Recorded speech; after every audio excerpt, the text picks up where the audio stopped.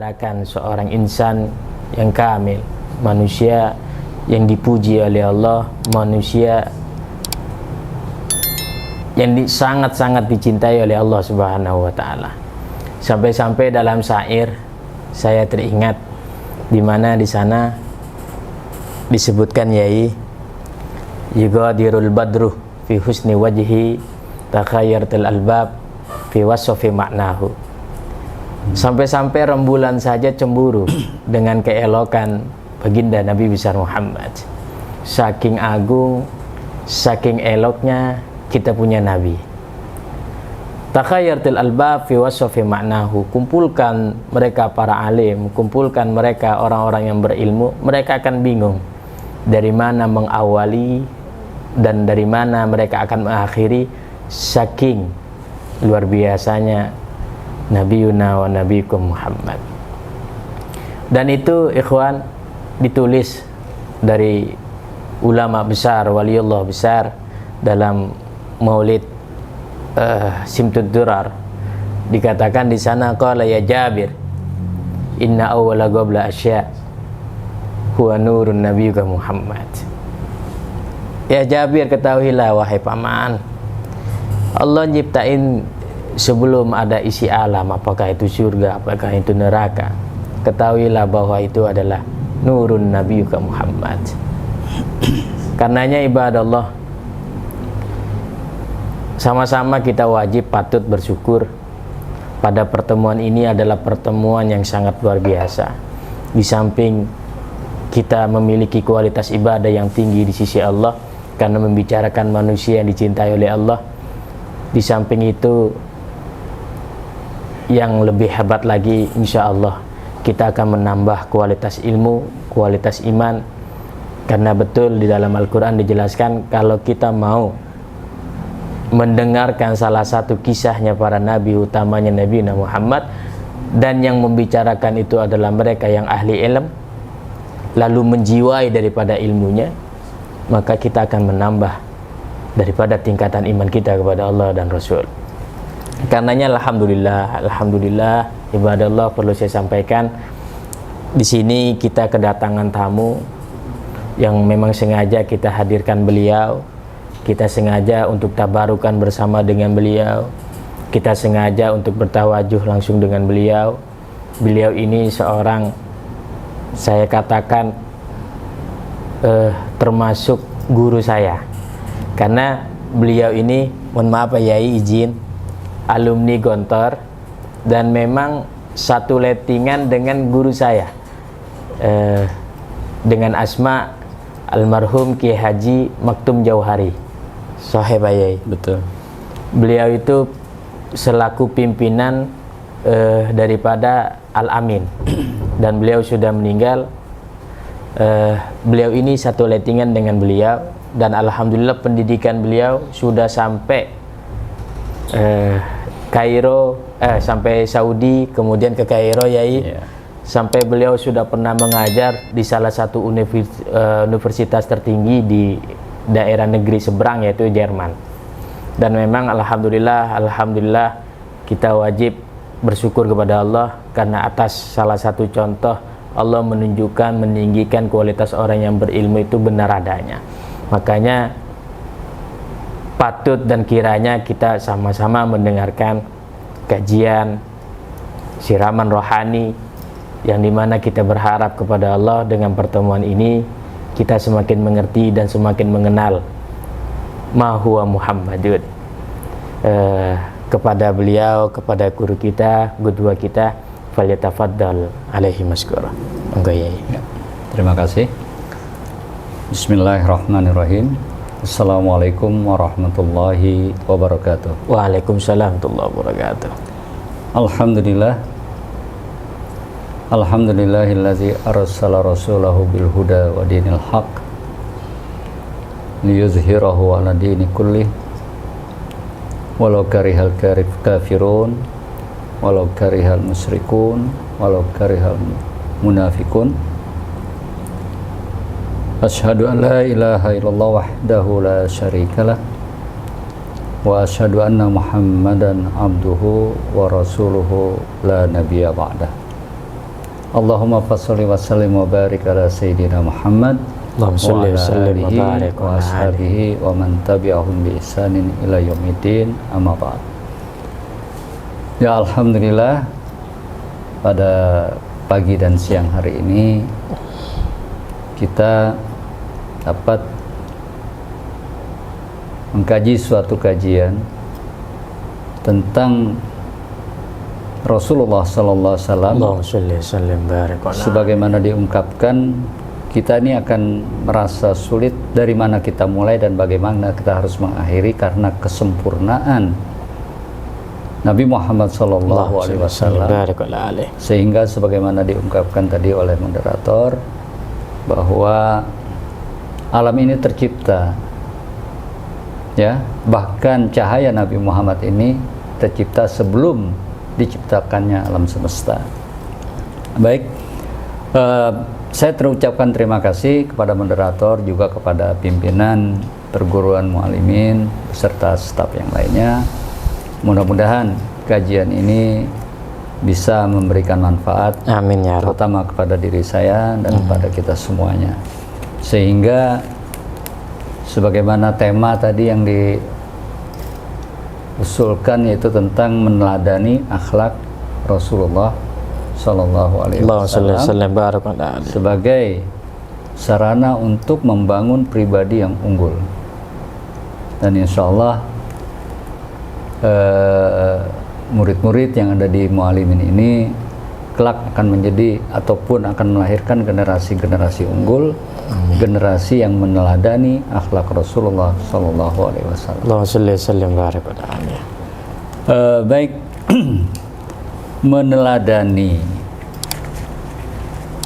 meneladani itu artinya sebelum meneladani itu kita harus mencintai. Betul tidak? Betul. Ya. Karena tidak mungkin kita bisa meneladani seseorang tanpa kita mencintainya. Tentunya mencintai ini adalah karena ada hal-hal yang sangat menarik dalam pribadi orang yang kita teladani ini.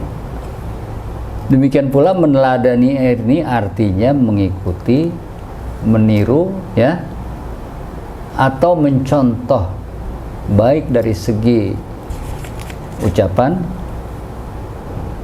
apalagi perkataan ataupun perbuatan. Itu arti meneladani. Nah, sini berbicara tentang akhlak Rasulullah sallallahu alaihi wasallam. Sebagaimana kita tahu di dalam surat Al-Ahzab, ya Ustaz, ya. Laqad kana lakum fi Rasulillah uswatun hasanah liman kana yarjullaha wal yawmal akhir. Allah telah memberikan isyarat kepada kita bahwa figur ataupun contoh ataupun teladan yang terbaik dari seluruh manusia adalah teladan kepada pribadi Rasulullah sallallahu alaihi wasallam. Dikatakan liman kana yarjullaha wal yawmal akhir. Tapi tidak semua manusia mau meneladani. Betul tidak? Betul. Tidak semua manusia. Siapa yang mau meneladani? Yaitu pribadi-pribadi yang mengharapkan rahmat kasih sayang Allah dan meyakini tentang kehidupan akhirat. Wafiq bidzalik. Ya. Hal taufik, ya. Naam. Jadi tidak manusia yang mau meneladani, padahal Allah Subhanahu wa taala telah memberikan tuntunan kalau ingin hidup di dunia yang baik, di akhirat yang baik, maka teladanilah manusia yang terbaik. Manusia yang sangat agung, manusia yang sangat mulia. Siapa? Itulah Nabi Muhammad. Allahumma sholli wa sallim barik ala alihi. Kata-kata meneladani, maaf, kita kadang-kadang bisa memberikan nasihat, memberikan nasihat yang baik bisa. Tetapi apakah kita bisa menjadi teladan? Ini berbeda. Memberikan nasihat dengan memberikan teladan.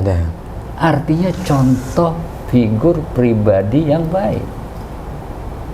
Keteladanan di situ.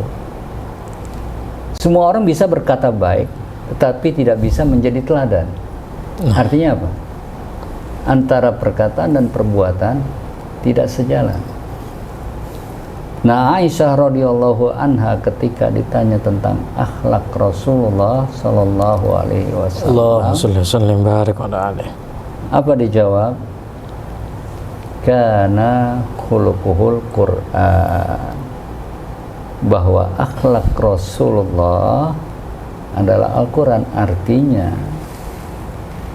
bahwa semua yang ada di dalam Al-Quran diimplementasikan dalam keseharian Rasulullah Sallallahu Alaihi Wasallam. Oleh karena itu di dalam sebuah hadis yang diriwayatkan oleh Abu Sa'id berkata, qala Rasulullah sallallahu alaihi wasallam, ala ukhbirukum, mau nggak kalian aku kasih tahu, bi ahabbikum ilallah, orang yang paling dicintai oleh Allah, wa aqrabukum minni majlisan yaumal qiyamah. Amin, amin, ya. insyaallah. Dan orang yang dekat nanti duduknya berdampingan seperti saya dengan Ustadz Abdul Wasid ini, betul ya namanya? Nah, ya. Yang nanti pada hari kiamat duduk berdampingan dengan saya. Para sahabat menjawab, qalu bala. Oh, pasti kami mau ya Rasulullah. Apa itu? Ahsanukum khuluqan. Adalah yang terbaik akhlaknya. Berbicara persoalan akhlak, ini tidak lepas dari 3 unsur. Persoalan akidah, persoalan syariah, persoalan akhlak. Akidah tanpa syariah juga percuma. Syariah tanpa akhlak juga sia-sia. Oleh karena itu ketiga unsur ini harus berjalin berkelindan, harus saling terkait, tidak bisa pisah. Oleh karena itu di dalam hadis lain yang diriwayatkan oleh Abdullah ibn Umar, ya, Abdullah bin Amr bin As, bukan Ibnu Umar ya, disebutkan akmalul mu'minina imanan apa? Ahsanukum khuluqan. Seorang yang beriman, yang paling sempurna keimanannya adalah yang paling bagus akhlaknya. Tamam. Nah, jadi cermin akidah harus tercermin dalam akhlak. Ya, iman dan akhlak inilah implementasinya nanti di dalam muamalah ataupun dalam syariah. Allah. Oleh karena itu kalau di dalam kita agama Islam, at-tauhid ataupun al-aqidah asas litafkir, sebagai sumber, sebagai poros daripada pola pikir kita. Makanya tadi saya katakan, sudah dijelaskan di dalam Al-Quran bahwa Rasulullah ini adalah contoh teladan yang terbaik. Tetapi tidak semua manusia yang mau. Karena apa? Karena asas akidahnya salah.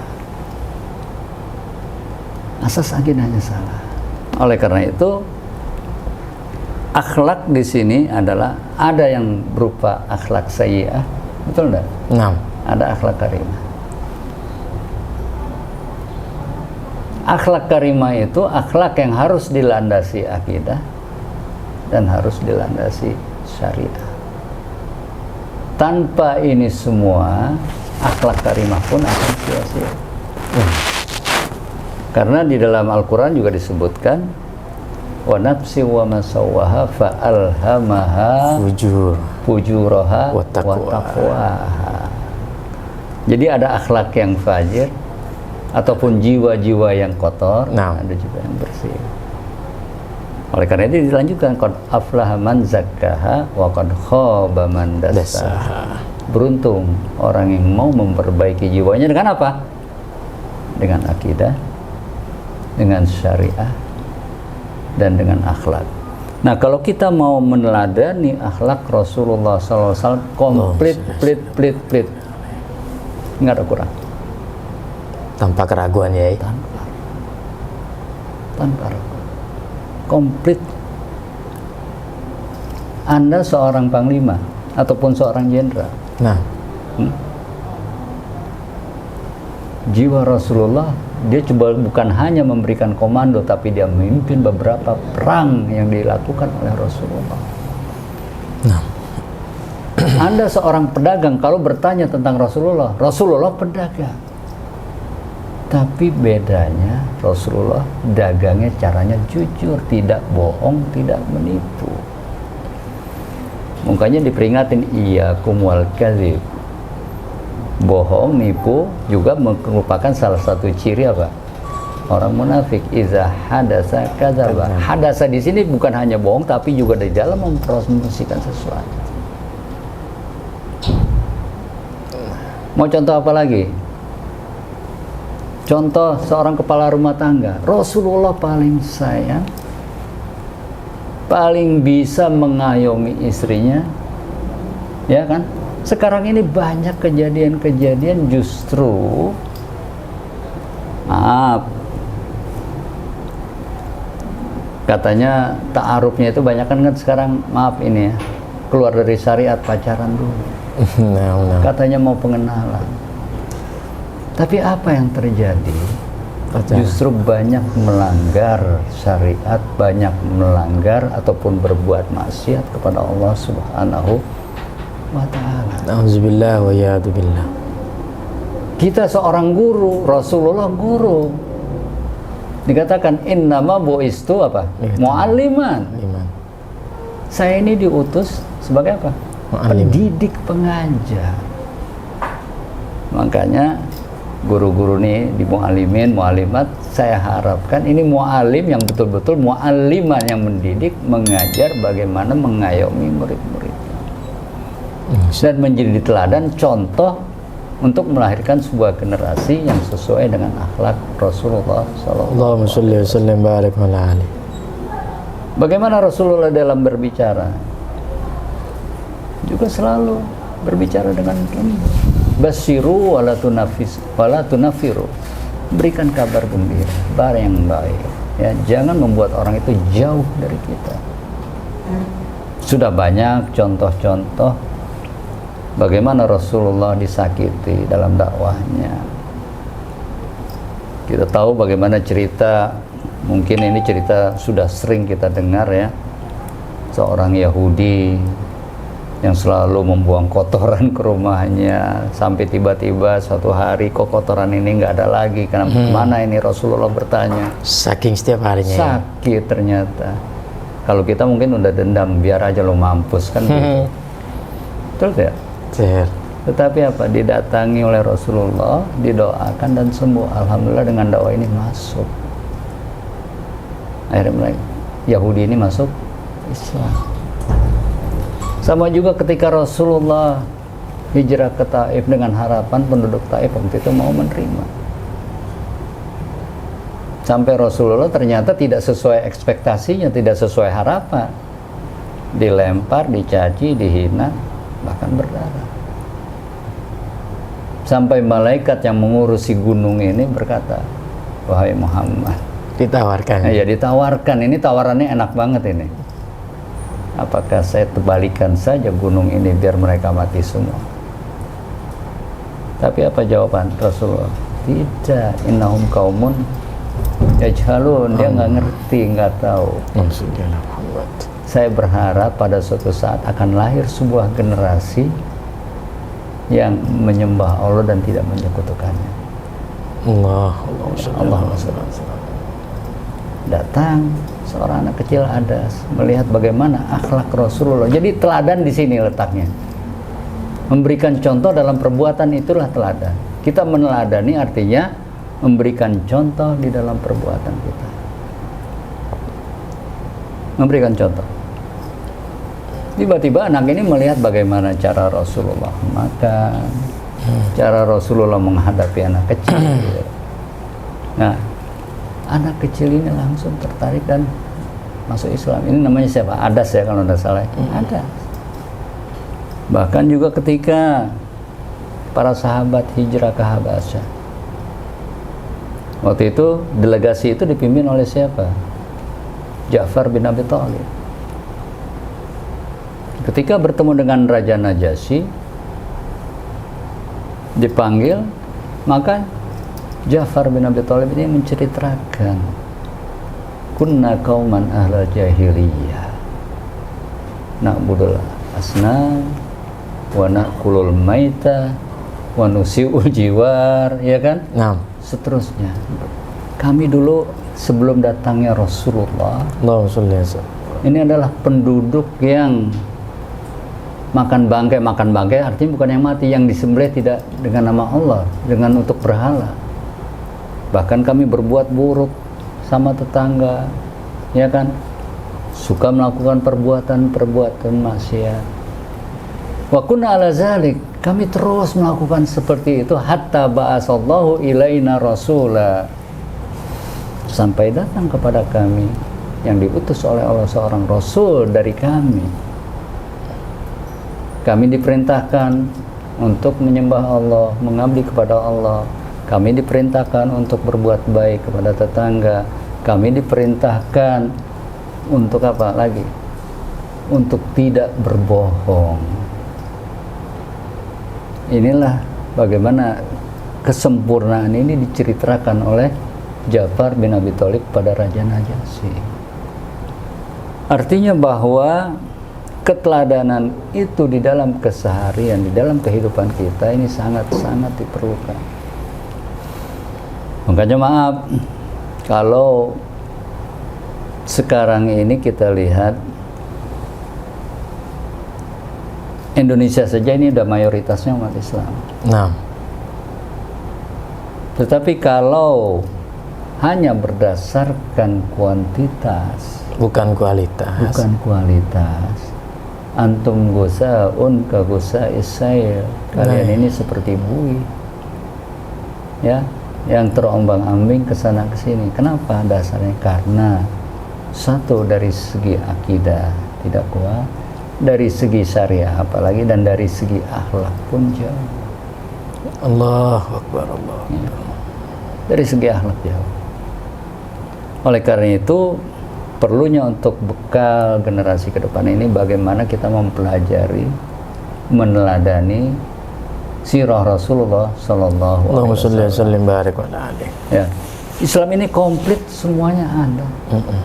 Mulai dari kita mau tidur, bangun tidur, makan, bahkan sampai urusan hubungan suami istri pun dijelaskan. Masuk kamar mandi dijelaskan. Dari segi ucapan kita juga diminta jangan berkata-kata. Sekarang maaf, ini bahasa binatang sudah banyak sekali.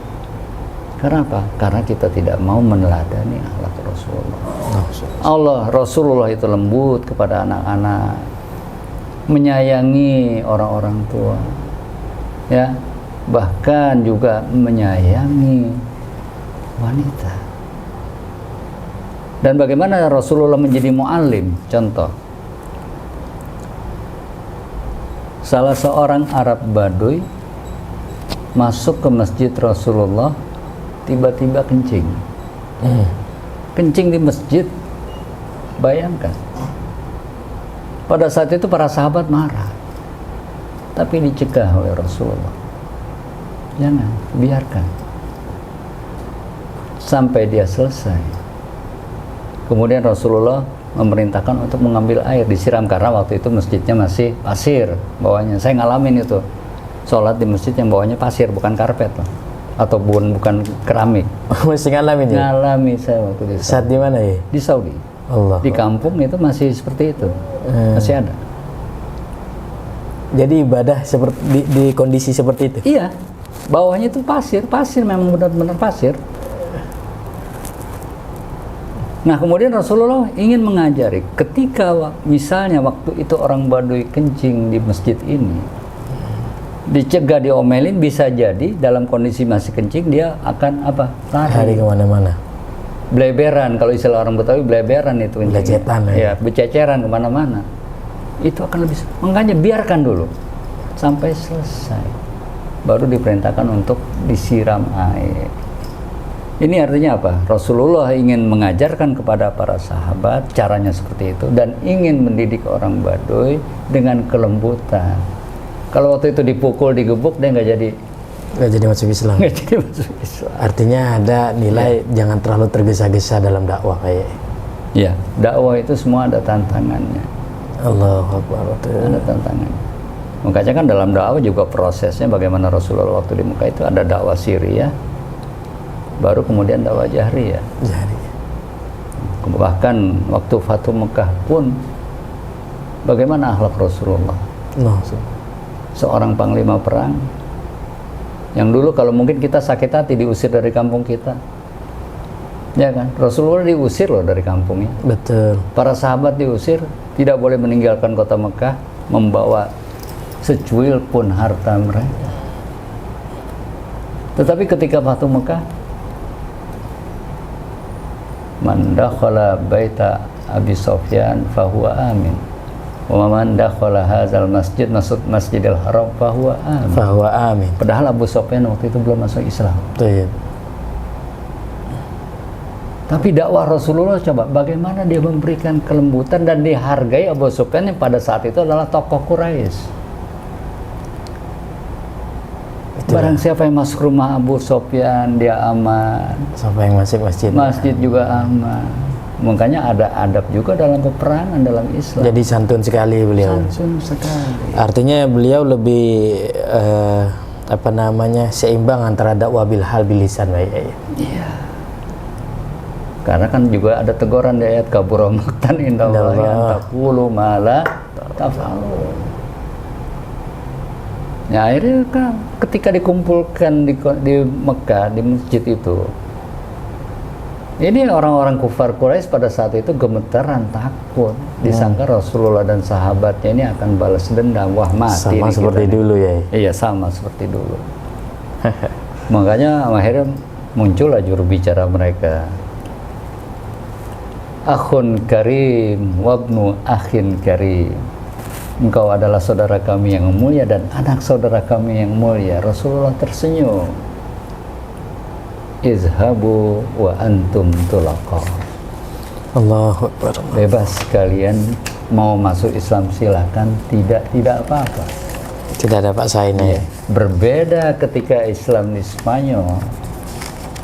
Ketika Islam sudah mulai pudar, cuma dua pilihan, mati atau mengikuti agama mereka.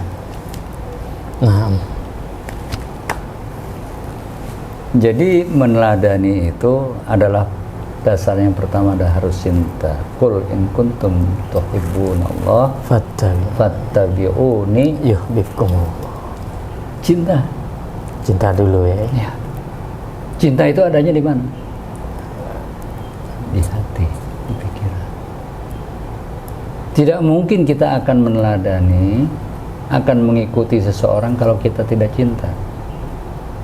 Seorang istri tidak mungkin bisa mau mengikuti suaminya kalau tidak cinta. Demikian juga suami kalau cinta sama istri bagaimana? Apa aja juga diikutin. Kata orang Betawi, ya nggak? Akan diikuti. Atiullah wa atiur Rasul. Taat Allah, taat Rasul. Baru kemudian inilah keteladanan. Keteladanan seperti itu, jadi dasarnya dulu adalah cinta. Kalau tidak cinta sulit. Makanya guru ini harus menanamkan bagaimana murid-murid ini cinta kepada gurunya dan guru cinta kepada murid-muridnya. Kalau ada interaksi cinta, kita merintah murid gampang, ya. Murid juga diayomi oleh gurunya. Kalau tanpa itu sulit. Itulah namanya mahabbah ya. Mahabbah. Nah, jadi lagi-lagi dalam kesempatan kita berada di bulan Rabiul Awal ini, sebagaimana kita ketahui bahwa bulan di mana Rasulullah SAW dilahirkan. Manusia yang sangat agung, manusia yang sangat sempurna, ya. Bahkan syafaat yang tertinggi, syafaatul kubra pada yaumul qiyamah hanya dimiliki oleh Rasulullah Sallallahu Alaihi Wasallam. Oleh karena itu meneladani akhlak Rasulullah dalam berbagai aspek kehidupan sudah dicontohkan. Meneladani akhlak Rasulullah bukan hanya memberikan keuntungan akhirat. Dan biasanya kadang-kadang kalau kita berbicara tentang ini dianggap cuma tujuannya akhirat, padahal dunia akan kita dapat, akhirat pun insya Allah akan kita dapat. Kalau tanpa ini semua, maka kondisi umat Islam yang mayoritas kualitasnya menjadi minoritas. Oleh karena itu perlu keteladanan. Kita sebagai pedagang memberikan teladan yang jujur. Kan pernah ada sebuah cerita ketika Rasulullah sidak ke pasar. Waktu itu ada pedagang gandum, di atasnya kering. Rasulullah celupkan tangannya, ternyata di dalam basah. Di dalam basah. Ditanya, kenapa di dalam ini basah? Pedagang ini bohong, semalam katanya kehujanan. Kalau kehujanan mestinya atasnya juga basah. Ini tujuannya untuk menipu apa? Menipu pembeli. Makanya kan ada di surat Al-Mutaffifin, wailul lil mutaffifin allazina idza qalu 'alan nas yastawfun wa idza qalu ma wazanuhum yukhsirun.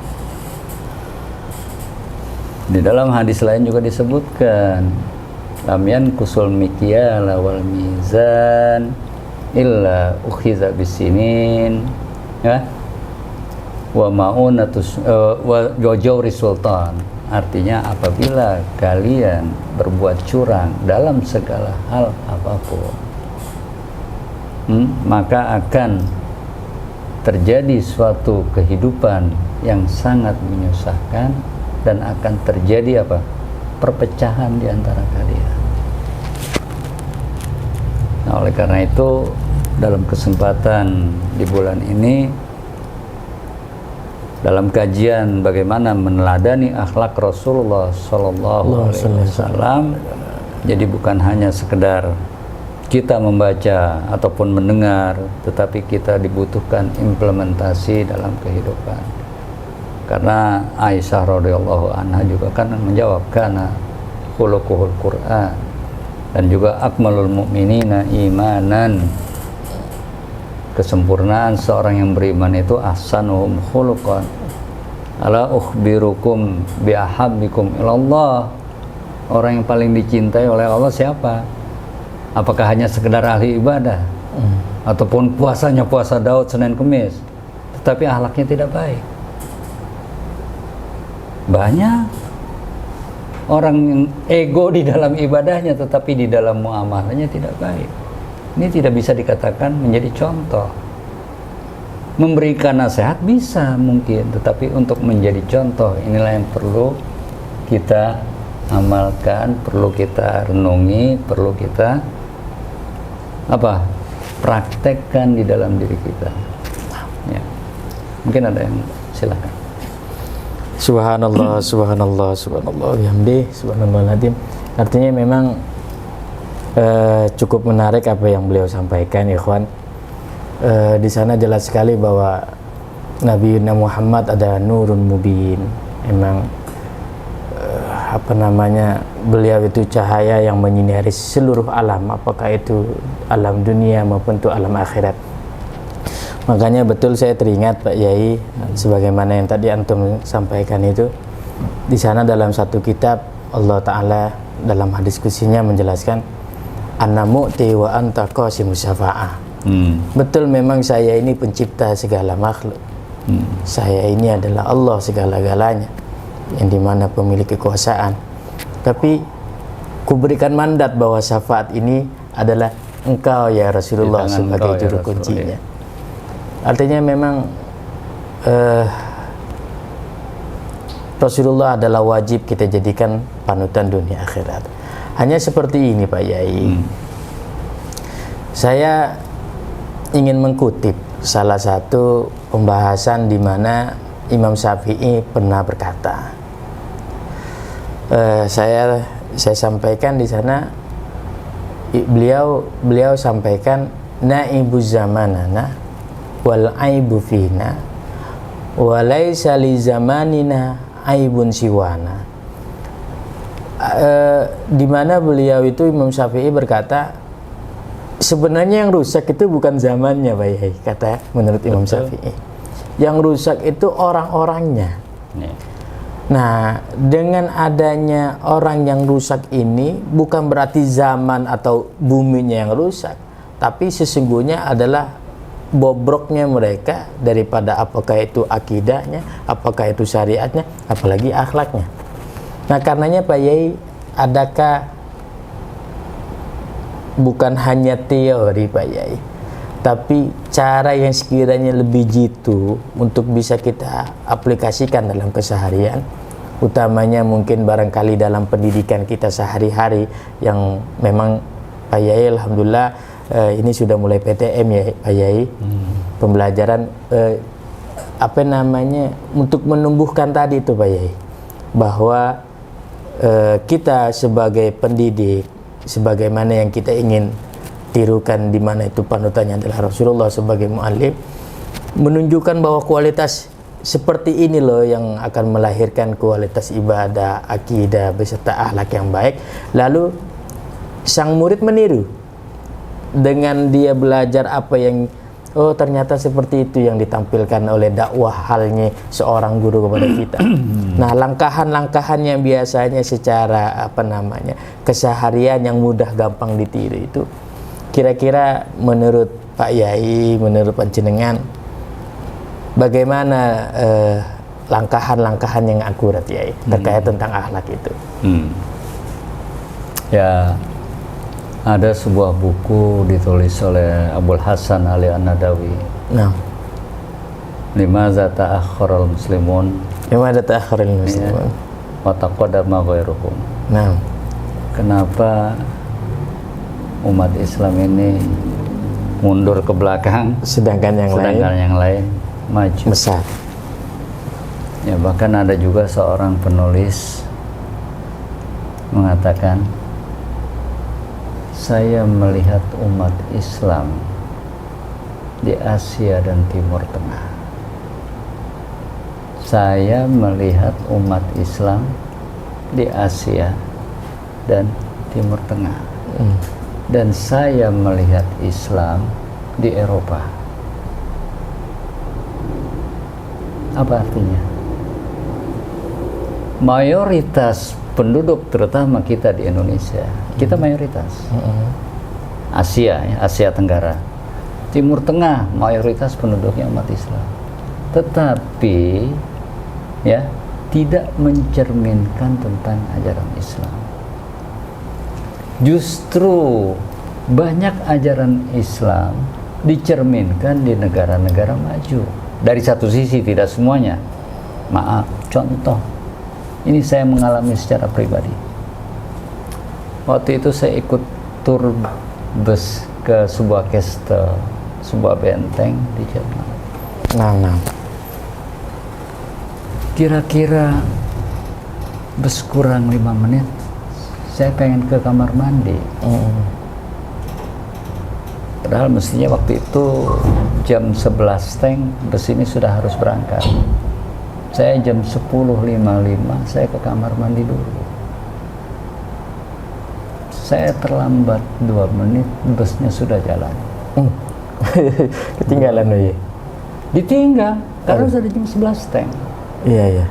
Saya kejar, mungkin dia kesian. Waktu itu saya masih muda, jadi bisa kejar. Dia kesian, berhentilah dia. Gitu. Dia buka pintu, dia tidak banyak bicara. Dia bilang Indonesia.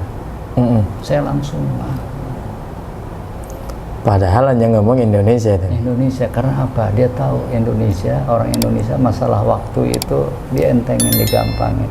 Maaf, berapa kali Anda janji dengan teman Anda jam 10, pasti datangnya ntar jam berapa? Setengah 11. Atau kadang-kadang bikin undangan rapat, undangan apa, ditulis jam berapa? Setengah 8. Nanti dimulainya jam berapa? 9. Jam 10. Bisa jadi jam 10. Jam karet istilah Pak Yai. Padahal semua apa? Surat wal asri kan. Satu itu. Kedua, persoalan kebersihan. Sebenarnya bisa dicontohkan yang gampang, yang mudah, yang sehari-hari, yang bisa dilihat dengan mata. Makanya saya bilang maaf, ketika Anda minum aqua, baik itu yang botol ataupun yang gelas, jangan Anda berpikir ketika membuang itu kan cuma satu. Kalau semuanya berpikiran seperti Anda, akan jadi sampah apa? Begitu juga kantong-kantong plastik. Mungkin kita berpikir cuma satu kantong plastik kok. Iya, kalau cuma satu, tapi kalau yang lain seperti itu mengikuti, akan jadi apa? Nah, makanya kalau bisa, kalau memang ada sampah, nggak usah kita suruh murid misalnya. Kita kasih lihat, nih kita ambil contoh, kita masukkan ke tempat sampah.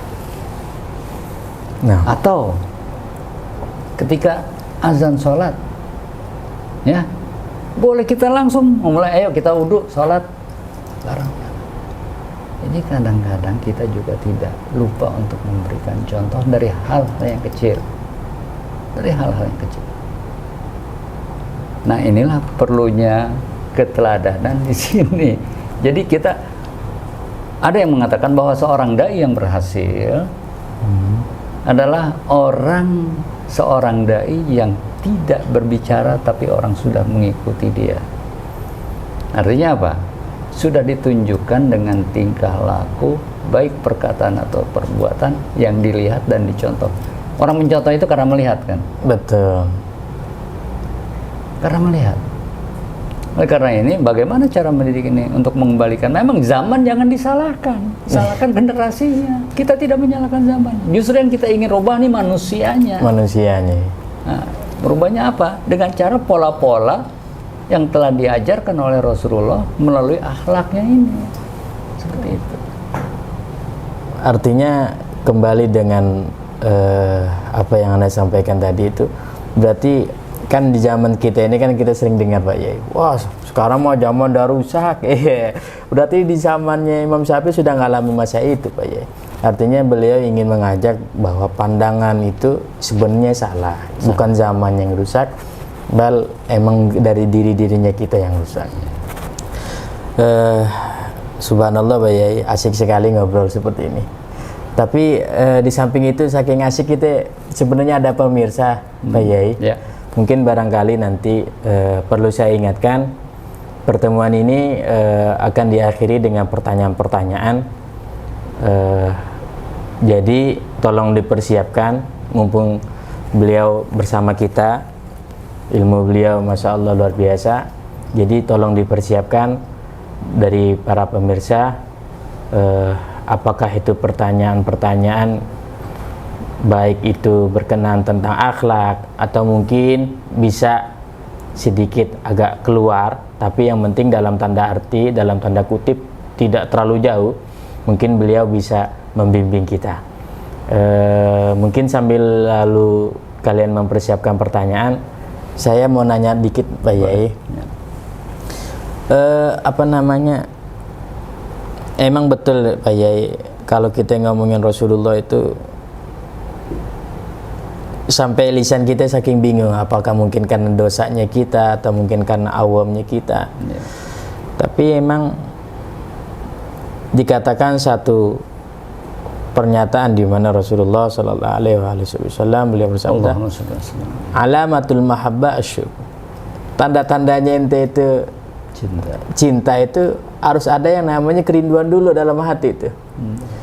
Nah, kalau orang kenal kemudian dia senang dari apa yang dia lihat, maka tumbuh yang namanya kerinduan tadi itu Pak Yai. Cuman persoalannya itu Pak Yai, untuk kita menghadirkan kerinduan itu secara tamam, secara memang betul-betul adalah Rasulullah adalah manusia yang kamil, itu bagaimana kiranya Yai? Karena memang ini masyarakat tadi itu kita, apa yang sudah Pak Yai singgung dibahasakan di awal itu, saya kira emang karena masyarakatnya, kenapa Islam itu terpuruk, karena mereka sudah menjauhi itu yang namanya Al-Quran, udah menjauhi sedikit demi sedikit ajaran Rasulullah yang dibawa daripada beliau, syariatnya, apakah itu semuanya. Walhasil gimana mereka mau kenal atau bagaimana mereka mau rindu Karena mereka nggak kenal panutannya, Pak Yai. Nah, saya kira itu penting, Pak Yai, untuk bisa menumbuhkan pemahaman itu di kalangan masyarakat, Pak Yai. Ya. Jadi begini ya, untuk kita mengenal itu tentunya ada yang memberikan informasi. Iya. Ya kan? Sama kita bagaimana mengenal Allah, bagaimana mengenal Rasulullah kalau tidak ada informasi dari Allah. Oleh karena itu, bagaimana cara kita mengenal Rasulullah? Maka banyak-banyaklah bergaul dengan orang soleh, banyak-banyaklah datangi majelis ilmu. Baik, wafiq bihadza. Ya, kalau tanpa ini semua, ya bisa jadi kita akan tersesat. Kan teman itu pun bisa membawa kesesatan, bisa membawa kebaikan. Kan sudah dicontohkan, kalau berteman dengan tukang minyak wangi, insya Allah anda nih teman dengan antum bisa jadi wangi, kan begitu. Akan jadi paling tidak kebauan wanginya. Kalau berteman dengan tukang las, tukang ikan, maaf bukan masalah tukang las, tukang ikannya, ini cuma sekedar contoh. Baju antum akan terbakar dan badan antum akan bau amis. Nah, oleh karena itu untuk mengenal sehingga muncul kerinduan, banyak-banyaklah datang ke majelis ilmu dan bergaulah dengan orang-orang yang soleh. Allah. Makanya kita perlu kontrol ini murid-murid dalam pergaulannya. Apalagi maaf, sekarang nih media sosial, HP ini bisa membawa manfaat, bisa membawa madarat. Nah, ini perlu diarahkan. Bagaimana murid-murid ini sekarang juga kita mau cari ilmu pun banyak di HP ini. Mau cari yang jelek pun banyak. Nah, inilah perlu diarahkan ke arah sana. Dan saya menyarankan kalau bisa sering-sering diadakan kajian-kajian masalah Rasulullah, masalah sholat. Maaf, mungkin bisa jadi orang juga belum tahu bagaimana cara tohara yang benar, cara sholat yang benar. Iya. Ya. Nah, sehingga muncullah kerinduan. Kalau kita tahu kan lama-lama rindu. Kalau tanpa kita kenal nggak mungkin rindu, tidak mungkin rindu. Bagaimana cara memperkenalkannya? Datanglah ke majelis-majelis ilmu atau kita mengadakan kajian-kajian. Mungkin kalau waktu istirahat atau mungkin seminggu sekali ataupun 2 bulan sekali diadakan kajian-kajian yang sifatnya memperkenalkan tentang sirah nabawiyah. Saya di Masjid Al-Huda dulu sebelum pandemi saya ngisi kajian sirah nabawiyah. Di sini lah ya. Iya. Tujuannya itulah untuk biar kenal, kalau kenal nanti akan rindu. Ya. Kalau sudah rindu mau ngikuti gitu kan ya. Seperti itu. Subhanallah. Ya. Baik, coba kita sebentar Pak Yai, mau dilihat dulu. Ya. Gimana Pak Askis? Pertanyaan-pertanyaan sudah dihimpun? Untuk pemirsa saya ingatkan sekali lagi, kita membuka pertanyaan. Bagi yang ingin bertanya silakan bertanya, karena memang dari pertanyaan-pertanyaan yang memang antum ingin ajukan itu menunjukkan bahwa ingin tahunya antum tentang ilmu-ilmu, apakah itu dengan Rasulullah, apakah itu dengan fokus kepada akhlaknya Rasulullah atau bagaimana, silakan dipertanyakan. Mungkin kita batasi waktu, kalau memang ini perlu diadakan itu minimal saya tunggu waktu kurang lebih 5 menit lah Pak Kiai, nggak apa-apa ya? Iya.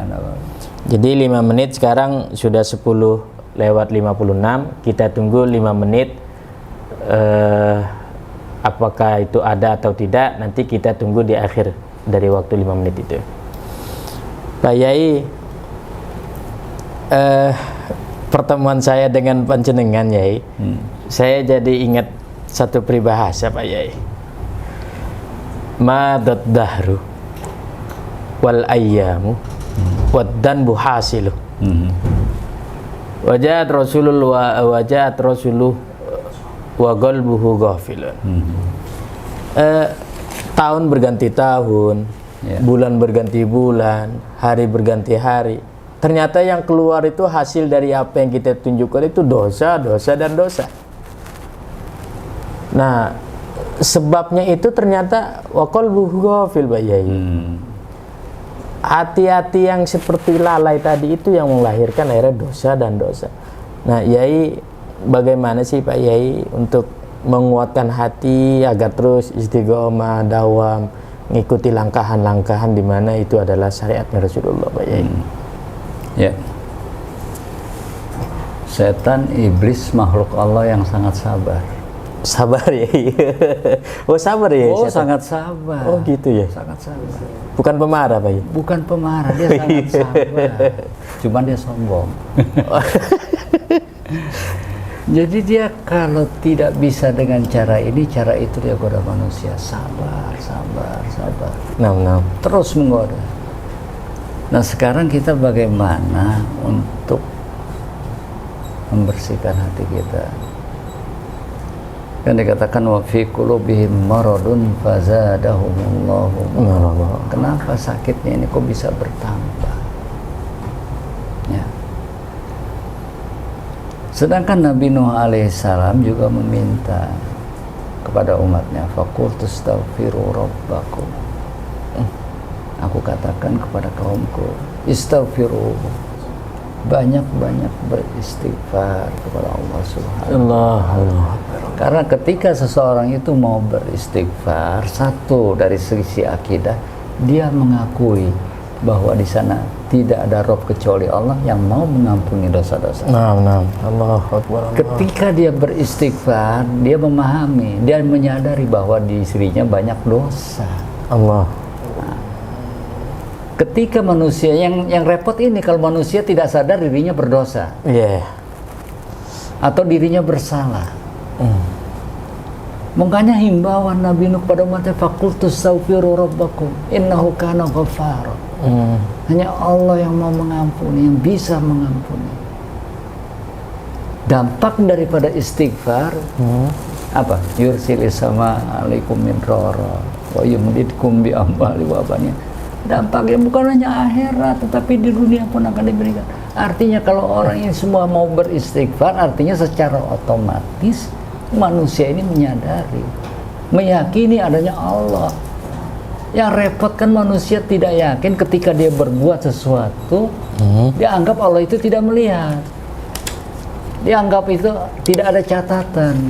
Padahal ma yalfizu min qaulin illa ladaihi raqibun atid. Tidak ada satu ucapan yang keluar dari mulut kita ini kecuali ada catatan raqib dan atid. Sekali lagi, setan iblis ini sabar untuk menggoda manusia, makanya banyak-banyak beristighfar, banyak-banyak bersalawat kepada Rasulullah sallallahu alaihi wasallam. Ada Hasan al-Basri, ya, menemukan seorang pedagang, ya. Karena dia banyak beristighfar, inilah dagangannya jadi laku, tidak melakukan apa-apa. Artinya di luar ini artinya sholat ya melakukan, tapi selalu beristighfar kepada Allah Subhanahu wa ta'ala. Karena dengan beristighfar kita sadar ini ada gangguan setan, ya, ada gangguan setan. Setan ini tidak pernah lengah, tidak pernah bosan, nggak males, dia nggak tidur buat menggoda manusia untuk menjerumuskan jadi pengikutnya. Makanya obat yang paling mujarab banyak beristighfar. Allah. Qad aflaha man zakkaha wa qad khaba man dassaha.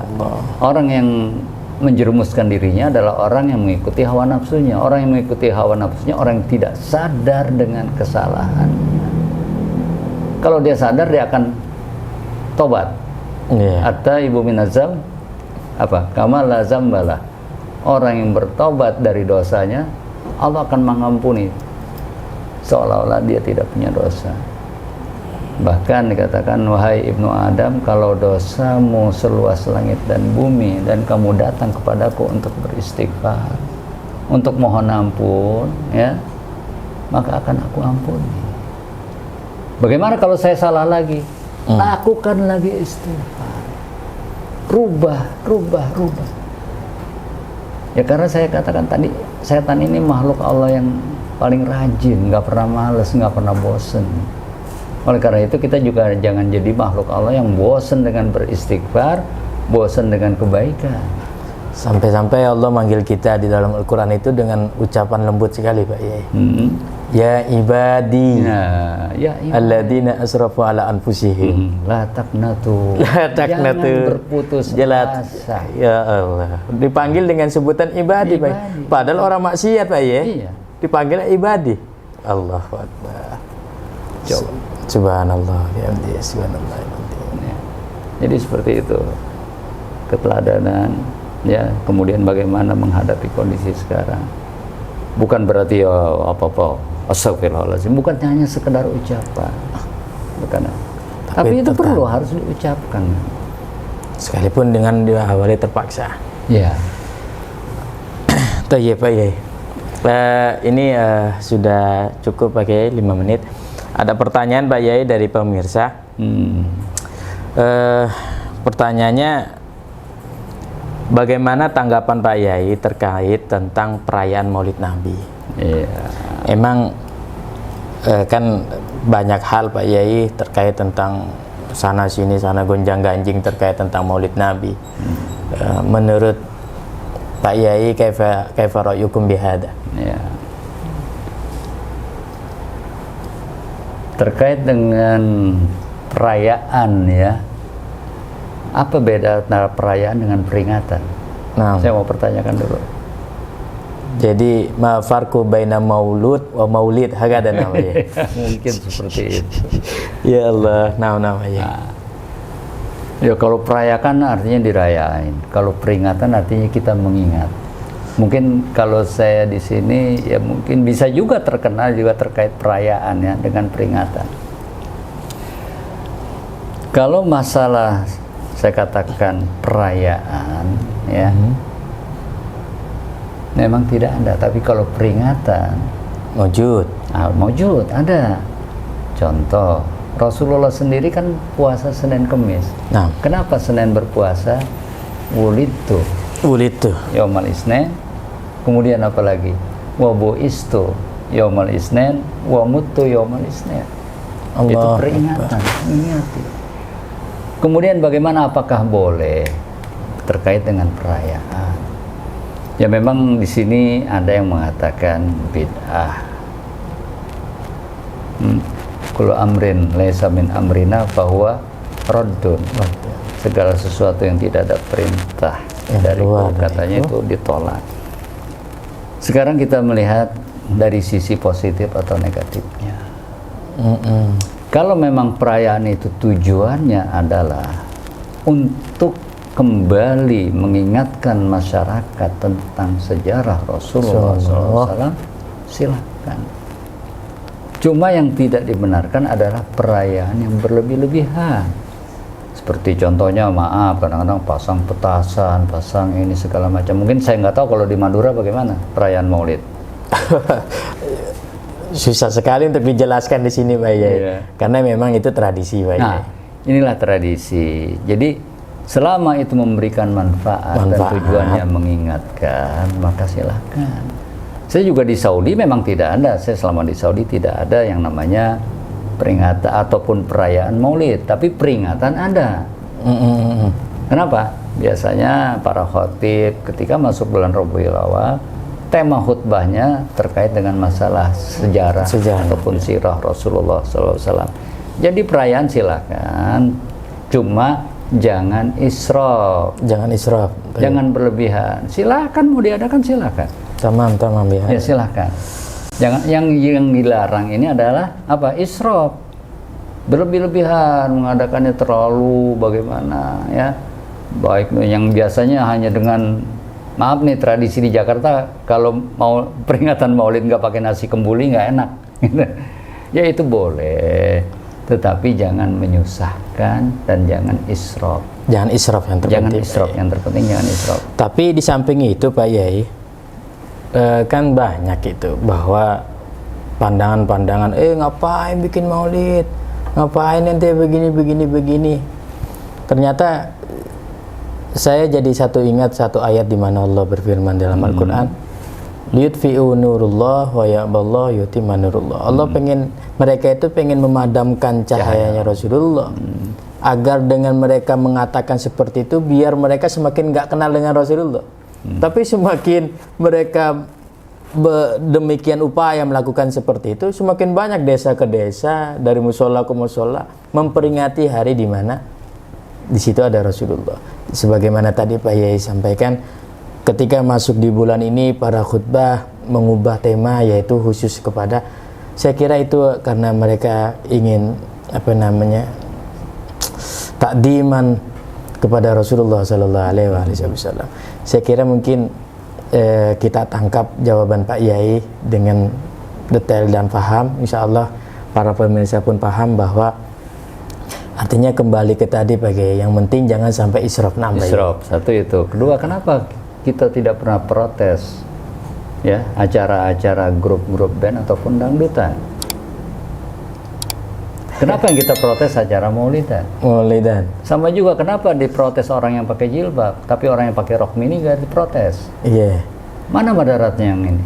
Pasti madaratnya yang dangdutan ataupun show-show musik-musik yang itu akan membawa perbuatan maksiat. Tetapi kalau peringatan maulid, cuma catatan jangan israf. Insya Allah itu walaupun tidak semua yang hadir bisa menerima, paling tidak ada yang masuk ke telinga mereka. Silakan, asal jangan israf, jangan berlebihan, jangan pakai tambahan yang berlebih-lebihan keluar daripada syariat. Kalau soal sekedar makan, sekedar minum, ya silakan. Karena kita kan juga perlu minum, perlu makan. Nggak jadi masalah. Jangan israf, jangan israf. Israf di sini artinya bukan hanya sekedar makanan, tapi cara mengadakannya pun juga jangan berlebihan. Dalam isi acara tersebut. Dalam isi acara. Daripada yang jelas mudaratnya seperti dangdutan, acara-acara yang istilah bahasa Jermannya lo gena bagi kata orang Jawa Timur Pak Yai. Ya Allah. Jadi seperti itu Pak Yai. Pak Yai boleh silakan. Mau temanya perayaan ataupun peringatan, silakan, dengan catatan jangan israf ya, dan jangan keluar dari tema. Nah ya. Terima kasih Pak Yai. Terakhir Pak Yai, ini pertanyaan terakhir. Ada dari pemirsa yang bertanya, bagaimana cara merubah akhlak buruk? Bagaimana cara merubah akhlak buruk yang melekat pada diri manusia? Ya. Tadi sebetulnya kita sudah bahas. Betul, sebenarnya sudah kita bahas Pak. Ya, setan itu nggak pernah bosan, nggak pernah balas untuk menjerumuskan manusia. Nah, bagaimana kita merubah akhlak buruk? Satu, ya, banyak dengar kajian-kajian yang baik, ya, pengajian, kemudian bergaul dengan orang-orang yang baik, lingkungan yang baik, ya. Walaupun mungkin tidak sekaligus bisa merubah, tetapi kalau sudah ada niat mau merubah, insya Allah akan memberikan jalan untuk itu. Nah, kalau kita hanya sekedar mau merubah, tetapi kita tidak merubah cara kita, ya, untuk mendapatkan ilmu, cara kita bergaul, tidak akan bisa. Sama juga begini, orang yang kalau sudah kecanduan narkoba, walaupun di penjara 10 tahun, 2 tahun, ya, tetapi dia balik lagi bergaul dengan orang-orang pecandu-pecandu narkoba, akan kena lagi. Nah, oleh karena itu kalau bisa, pilihlah teman yang baik, bergaulah dengan orang-orang yang baik, dan datanglah ke majelis-majelis ilmu.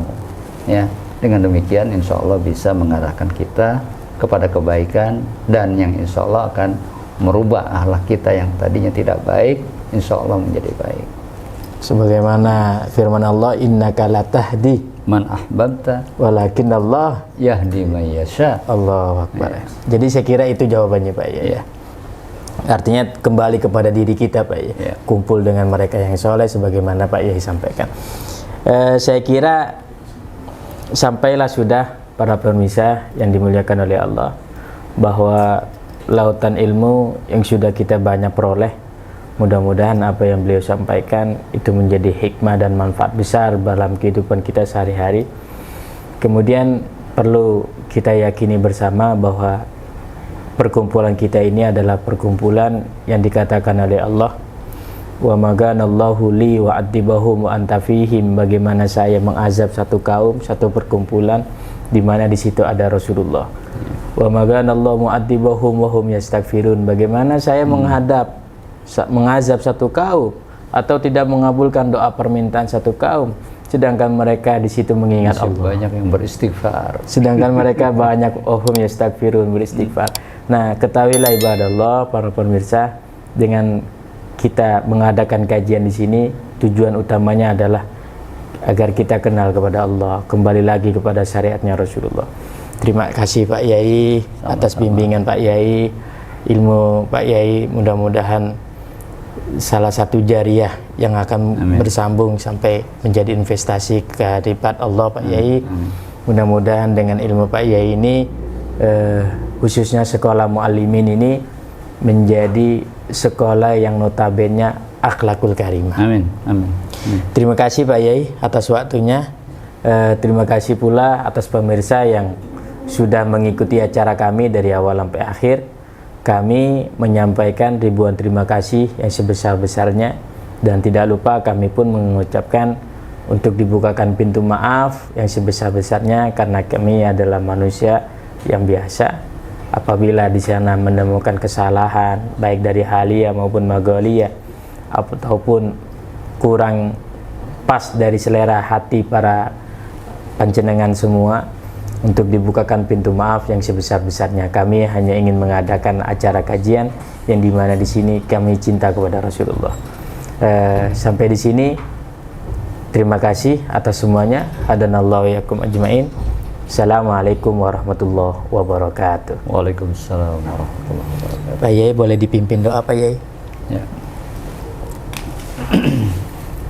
Astaghfirullahaladzim, astaghfirullahaladzim, astaghfirullahaladzim.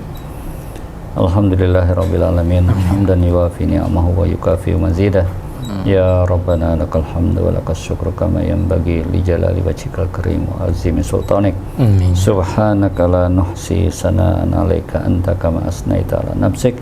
Falakal hamdu hatta tarda wa lakal hamdu idza radit wa lakal hamdu ba'da ridha. Allahumma shalli ala sayyidina Muhammad wa ala alihi wa ashabihi ajmain. Allahumma ighfir lana dzunubana wa liwalidayna wa amin amin Allah amin. Rabbana la tu'akhizna in nasina wa akhtana. Rabbana wa la tahmil alaina isran kama hamaltahu ala allazina min qablina. Rabbana wa la tuhammilna ma la taqata lana bih. Wa'fu anna waghfir lana warhamna anta maulana fansurna 'alal qaumil kafirin. Rabbana zalamna anfusana wa illam taghfir lana wa tarhamna lanakunanna minal khasirin.